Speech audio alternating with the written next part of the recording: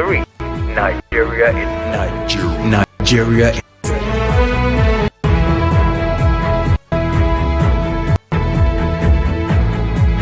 All right, good morning. My name is Ifiemi Andrew. Go straight to the phone lines now and get contributions on the newspaper review.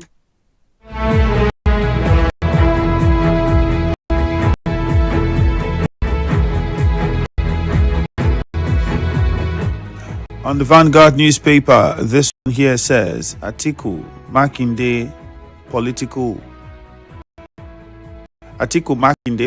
ripples as Fayose reacts to Mina meeting dispute. Workers lay siege to NAFDAC office over sachet alcohol ban enforcement. INEC seeks 873 billion naira for 2027 polls. Proposes 171 billion naira 2026 budget. Power outage looms amid scheduled power plants maintenance. No road, no election. Protest over bad road. Enter 4 in Cross River. All of these are on the Vanguard newspaper. You can find details there. Governor Fubara sacks commissioners, dissolves cabinet. On the Vanguard newspaper. 0817-923-0002, 0817-923-0003, and 0817-923-0007. Good morning. Nigerian Fair, good morning. Yeah, Andrew, good morning. Yes, good morning to you. Go on, please. Yeah, Mufasa on the line. All right. Calling from NTO Road in Port Harcourt. Okay. Yeah, I am most particularly concerned with the Igruta issue. And up to this moment, of course, I stand to be corrected. The River State Police Command has not made any official statement based on what happened, in Igruta. For me, it is unfortunate. Okay. I was expecting that by now the police would have come out to make a statement. They are carrying out the investigation or they've arrested the culprits of that heinous crime. So I don't know why they have their own reason for doing so, but for me, it's unacceptable. And then INEC would need over 600 billion for the conduct of elections. Yet they told us that they cannot transmit results real time.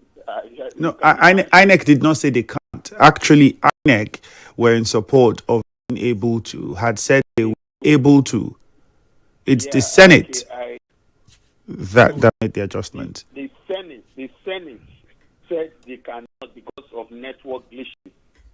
Imagine what 600 billion, over 600 billion would do in an election in this country. My brother, my friend, I do not think this country is serious in leadership recruitment. Perhaps they want this country to remain in perpetual backwardness. All right, thank you. Thank you. But I also think that with the new amendment, even though there was a clause in there that says in areas where there were no network, it now gives INEC the liberty to show us that when they say they can transmit, they can. So let them now transmit the results electronically. Abinoye from Aboa, good morning. Hello, Abinoye. Good morning to you. Okay, we lost the call. Abinoye. Over to good news now. Good news. Good morning to you. Good morning, my brother, man. All right, go on. How are you this morning? I'm doing very well. Go ahead. Wow. Let me continue from the INEC thing. See, the Senate don't want Nigeria to progress. That is it. Before this time, there was this kind of paper thing too. I think this is 2023. That whenever there is network failure, you can use alternative means and pass something. I assure you, based on what is happening, based on what the Senate has done it, Obiabo will not have network that day.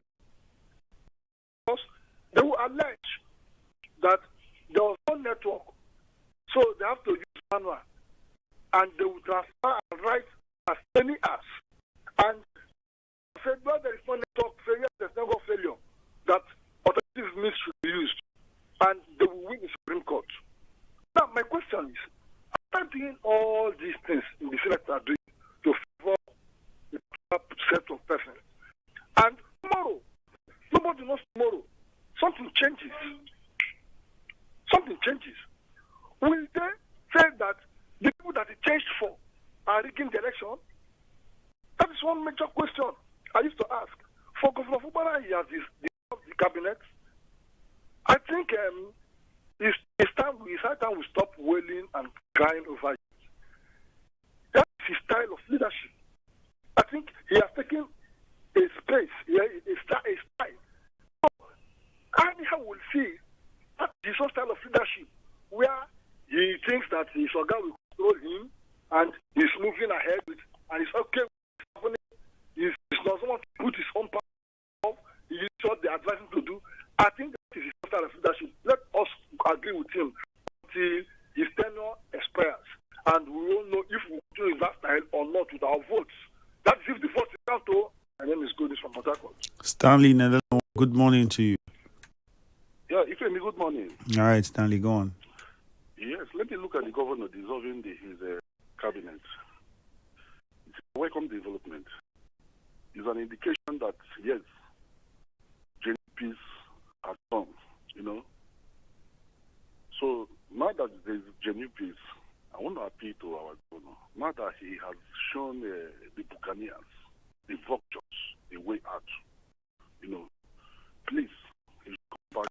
Stanley, please, I would encourage you to mind the choice of words. We are the ones that say, "Oh, peace and talk." When you make these comments, they don't make total sense. So I prefer you try to be very formal with the contribution and choice of language and how you describe directly or indirectly any person, group of people, or individuals. Thank you. Let me withdraw the statement. I withdraw the statement.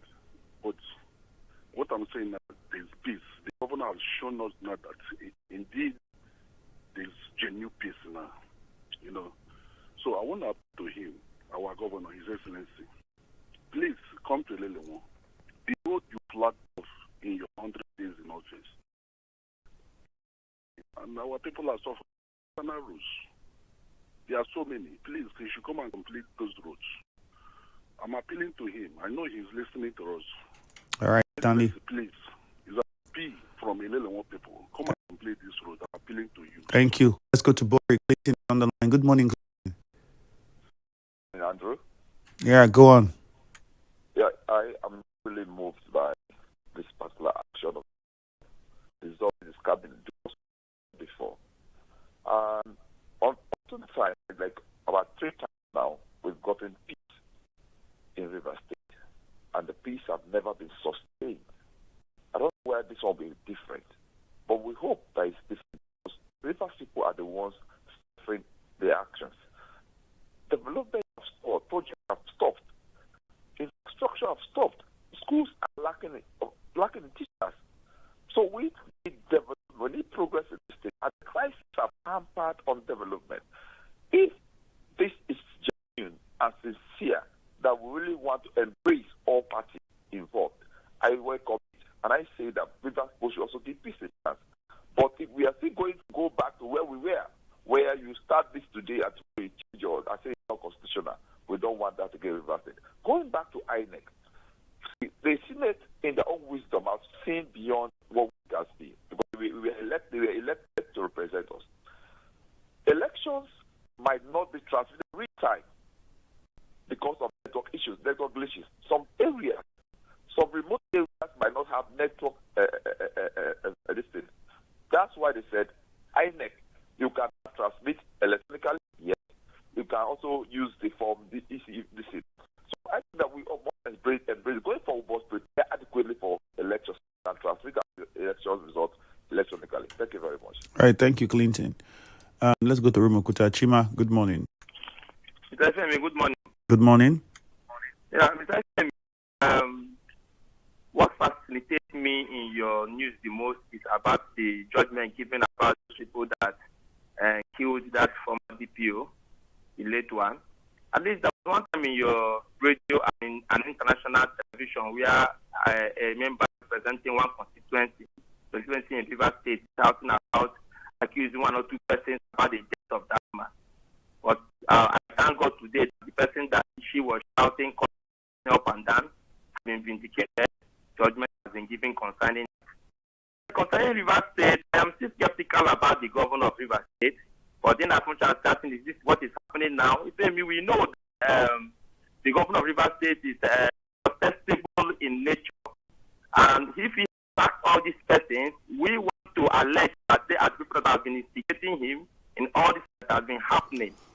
But Ifiemi, I can hear you. Chima, but there's no allegation of such anywhere from anybody. So please, no, don't try to use the word alleged to make a statement that's suggestive. There's nothing of such that said that people who were appointed, there were Rivers people that were appointed at the time by the governor, and that's it. And for whatever reason, the governor feels okay, they've served for a while, let them go. Let's leave it at that and respect it. That's all I'm saying.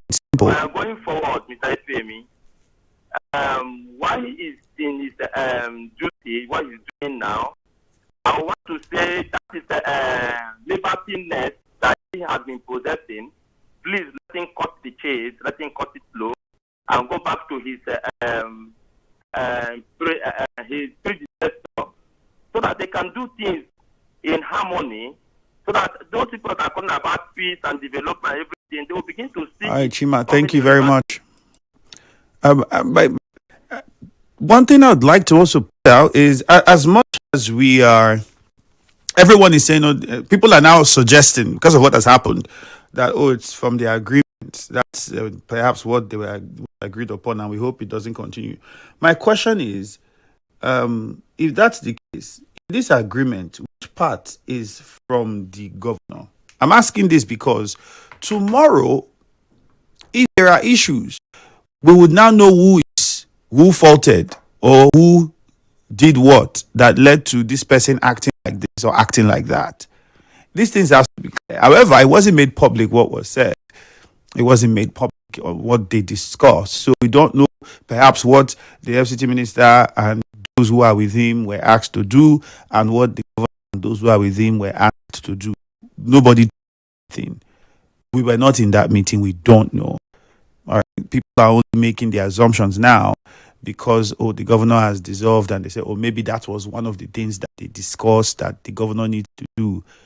If that's the case, I'm pretty sure there are those that will be asking what was the FCT minister and those who are with him asked to do as well, so that everybody is on the same page.